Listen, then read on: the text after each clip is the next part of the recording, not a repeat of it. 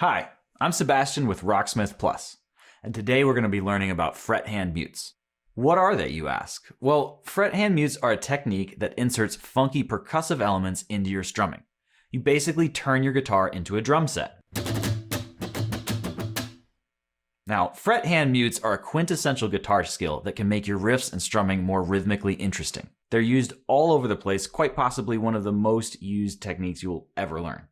Pretty neat. Now let's get right down to business. Do this with me as I demonstrate. Start by lightly placing your fretting fingers across all 6 strings. We want to make sure that we're not pushing the strings down at all. When we strum the strings, you'll hear that we get this muted sound, and it's basically as simple as that, until it's not. Psych!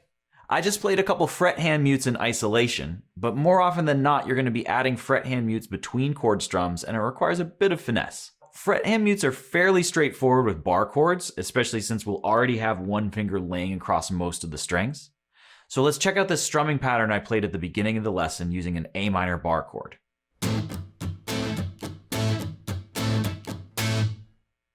To put the fret hand mute between these A minor chords, all we need to do is relax the hand without letting go of the strings.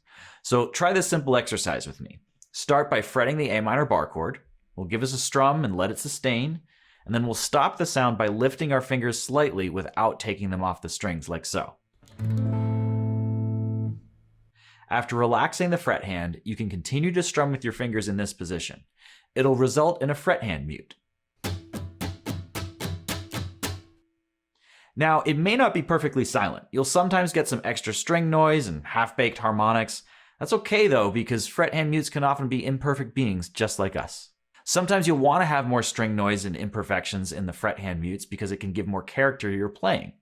In some cases, imperfect fret hand mutes become one of the most important parts of the riff's DNA. Let's move on to a different type of chord. Now, open position chords might require you to make some finger adjustments to mute any open strings, such as flattening and/or adding one or more fingers across multiple strings for the mutes. Here's an example of how you can mute an open G chord.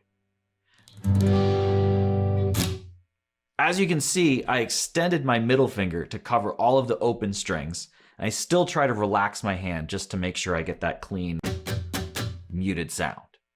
And then here's how you can mute an open E chord.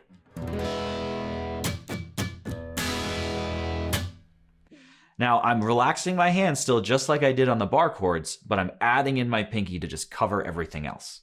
You know how sometimes changing chord positions can be a bit stressful? Making chord changes in time is a big part of what we have to learn when we're first starting out. And the good thing is that fret hand muting can cover some of that space. You can use fret hand mutes to buy time while you're switching positions and keep that momentum alive instead of stopping a riff completely to change chords. Check it out.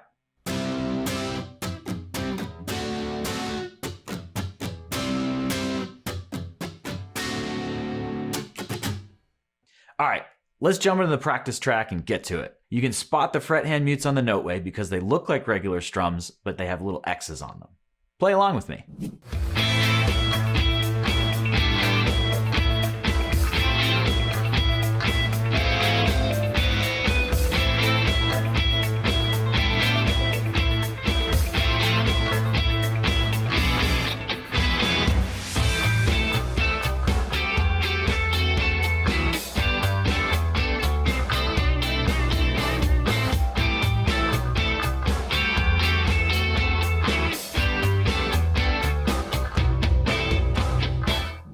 All right, now it's your turn. Get in there and rock those fret hand mutes.